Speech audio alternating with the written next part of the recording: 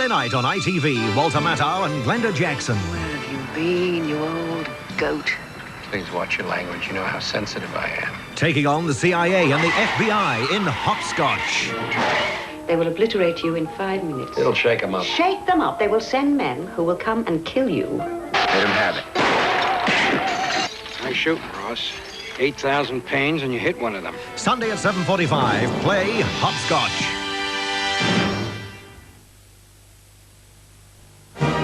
Put us to the test at Lex Mead, Penarth Road, Cardiff.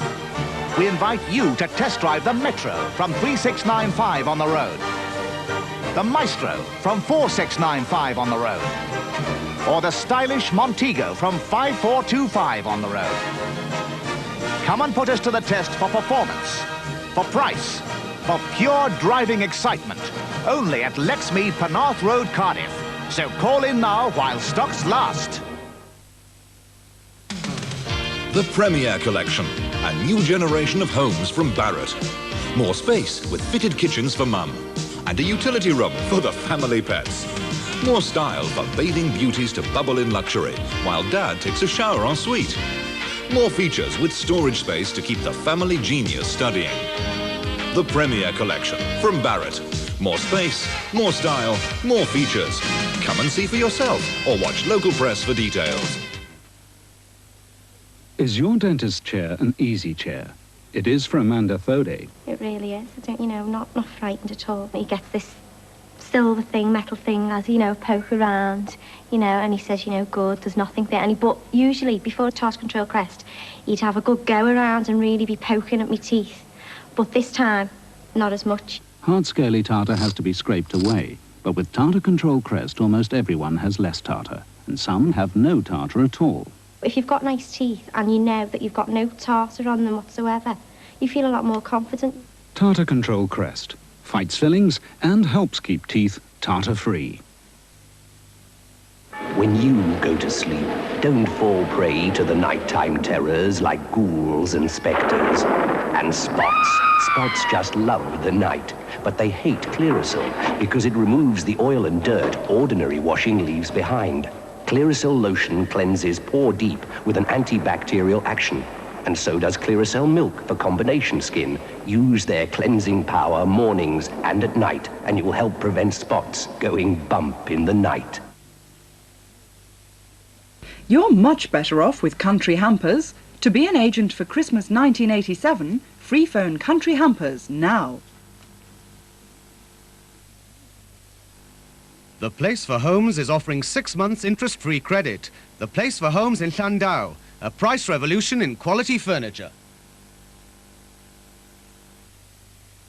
Just over a year ago, Julie Bennett was weeks away from death. Like 4,000 others in Britain, she suffers from the respiratory illness cystic fibrosis. But today she's fit and healthy, thanks to a heart and lung transplant operation. Her recovery, fed by sheer guts and determination, has been remarkable. A miracle to doctors, family and friends. Tonight we tell Julie's story in the West This Week, after news at 10. And that's followed by the HTV Weekend Outlook. But right now, Jonathan Dimbleby investigates the state of the NHS in This Week.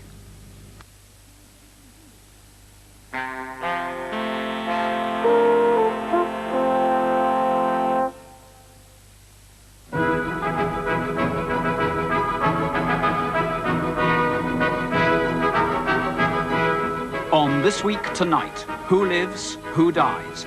Can Britain any longer afford to save kidney patients on dialysis and those who are desperately ill with cancer? Or should the money be spent on new hips instead? The questions are simple, the answers agonizing.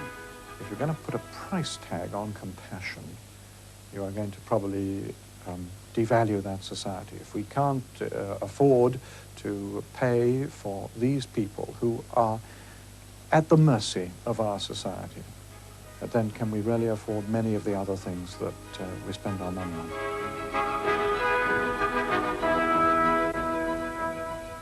Good evening. Tonight we tackle a fearsome and growing dilemma that affects the health service and all of us who use it. We first raised this issue just before Christmas, and our programme then aroused a very considerable and often impassioned response. Our inquiry focused on what at the moment is a widening gap between what medical technology can achieve and what the nation can afford. In tonight's programme, the doctors' counterattack against the economists who say that in future it should not be the medical profession alone which decides who lives, who dies. A radical new approach to the dilemma of the National Health Service is afoot. The argument that on grounds of fairness and finance, the NHS must now recognise economic reality and face up to an awesome choice between, for instance, new hearts or new hips. If we're trying to produce 1 year of life with no disability and distress, hips, to put it crudely, are a much better buy than heart transplants. But how do you decide those treatments we can afford and those we can't? The team uses a scale which goes from 0, meaning death, to 1, perfect health. Treatment that is both expensive and results in a low quality of life rates a low score. Treatment that's cheap and secures a high quality of life rates a high score. The quality of life is determined by factors like distress and disability. The most emotional health sort of question you can ask is, do you prefer to be dead or to be senile and a double amputee? Now, are there worse cases than death? Many people would rank being senile and a double amputee as worse than death. So we can begin to tease out from people by asking them with much more sophisticated techniques than those there, trying to bring out their values to different types and characteristics of the quality of life. Professor Maynard is not an isolated voice. His team at York University is financed by government, and its work is given close attention by the Department of Health. Elsewhere in Britain, similar research is underway. At least one health authority has already started an experimental programme based on the same principles which are now widespread in the United States. In Britain, the proposal that economics should be applied to matters of life and death provokes bitter hostility. For instance, the idea that the health service should divert resources away from the intensive care of premature babies outrages the doctors concerned. However, the medical profession knows that the question, who lives, who dies, won't go away.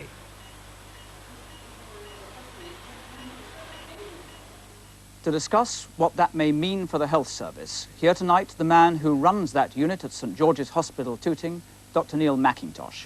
With him, Professor Michael Whitehouse, a cancer specialist at the Royal Southampton Hospital, and Dr Tony Wing, kidney specialist at St Thomas's Hospital, both of whose work we'll be seeing in a moment. And after that, they'll be facing Professor Maynard and the dilemma that confronts them all when they consider whether Britain can still afford what has become standard but expensive treatment for their patients, for us. In the list of diseases that kill, kidney failure is number 5. Kidney dialysis can keep victims alive. Last year in Britain, more than 6,000 people were on dialysis. The cost, £13,500 per patient per year. The centre at York puts kidney dialysis low on its list of priorities. Bad news for Roger Watson, who's 39. He has spent very nearly half of his living life on renal replacement therapy, and I think that's been a very worthwhile endeavour for him. It must have cost society well over £100,000, but that must be decided by society, not by me. I have to do the best I possibly can for him. At that price, the health economist is inclined to ask, can we afford such treatment? Did you talk to the patients? I did talk to the patients. That's the answer. They wouldn't give you that reply. I was on at 10 past, so that's 10 past 4, do 6 hours. I don't really find it that much restriction. Under normal circumstances, I'm able to work and we lead a normal life. We go away for long weekends, holidays. So I think our life is as normal as most people's.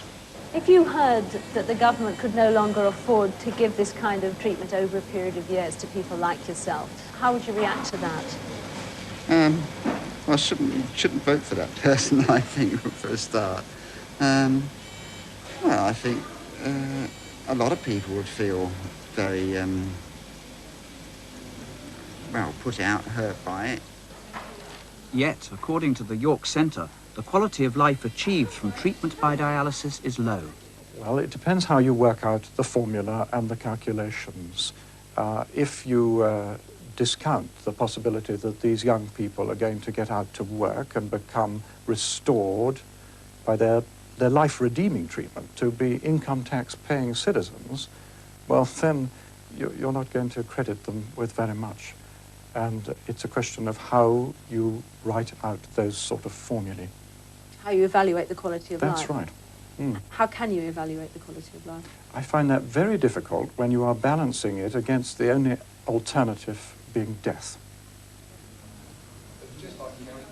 The treatment of cancer is also under scrutiny by the health economists. They tend to the view that too often scarce national resources are thrown at the treatment of cancer without adequate evaluation of its results. Well, I've had about 6 altogether. 1 in the groin, my neck, and on to my lip. Other than that, that's it. So what do you think about the health service? Oh, they treat you very well indeed, especially this side. Very nice. They spent lots of money on you? Oh, they certainly have. Certainly have. The scans, this treatment, very expensive. Very. Some cancers are discovered too late. In those cases, treatment is designed primarily to extend an active life and to relieve pain. Will you help me? I think he's going to have to get better very quickly so he can finish it off, don't you? Yes. But although many cancers are fatal, many are also curable, especially if they're discovered and treated early. They are, though, the minority. If one looks at the statistics, there's no question that, unfortunately, the majority of patients who develop cancer die from it. But we don't know who's going to die at the time of treatment in many cases. So that in those patients in whom there is some hope of cure, we've got to use all the powers at our disposal to try to obtain that cure. But in the other patients, and in my field, frankly, around about 50% of the patients will fall into this category, they are actually beyond any prospect of cure by the time they get to the doctor. Now, I would argue that even those patients deserve funds to be spent on them. Everybody has got an equal right to the resources of the National Health Service. And it could even be argued that those for whom palliation alone is all that is possible deserve rather more tender loving care and use of resources than those who are going to go back out into the world and resume their lives. As a bowel surgeon, John Northover operates on a range of illnesses that compete for his time and the resources of his department. Right. What sort of symptoms did you have then? Just a lot of pain in the stomach. Different